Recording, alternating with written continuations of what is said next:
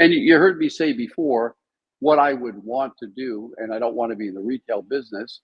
I would want to use the Medmen brand to sell to other retail stores in the US.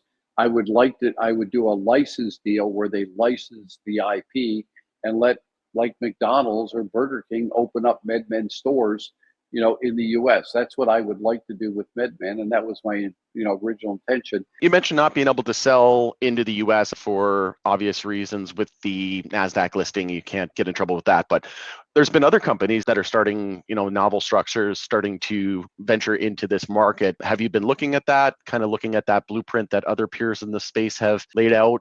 Like obviously Medmen comes to mind. Like, was that the goal for Medmen, or is that more of a post-legalization thing? Maybe if you could just touch on those two real quick. That was originally the objective, a goal of Medmen, was to have a vehicle upon legalization with a brand that could be a national brand. And that didn't happen, and not everything had worked out with Medmen. But the reason I don't want to do it is this here.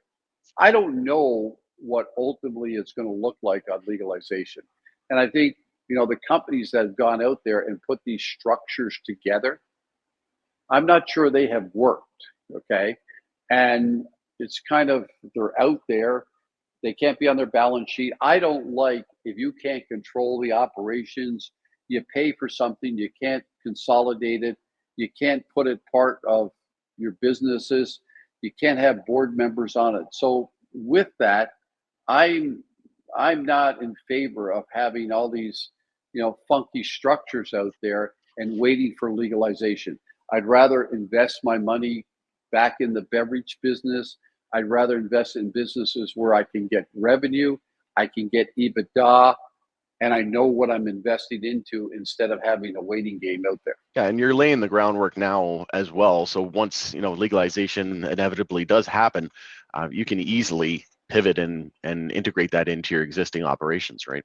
If legalization happened in medical cannabis, I could be in the medical cannabis business within 60 to 90 days. If I could sell cannabis infused drinks in the US, I could be in that business with 60, 90 days.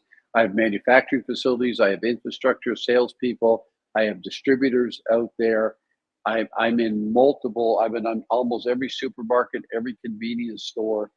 Ultimately, if I had to sell it into drugstores, I would work out with one of the big major drug distributors, medicine distributors.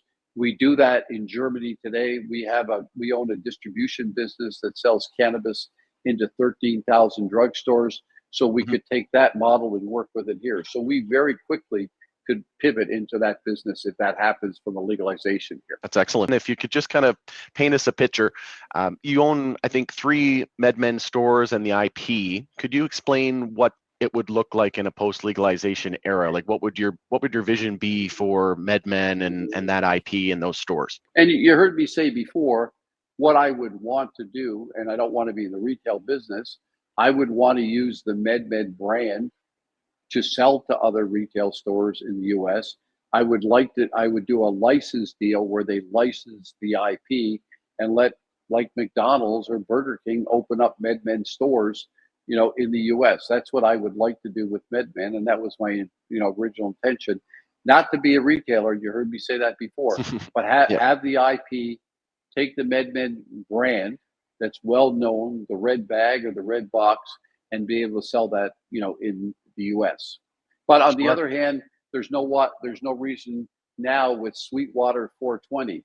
If I could sell, SweetWater beer in the US, and I could carry it over to cannabis, that I would sell SweetWater 420, or I would sell, Shock Top pre-rolls or Shock Top flower. It's a brand already known. So I can pivot some of my beer brands over to cannabis if I could ever do that.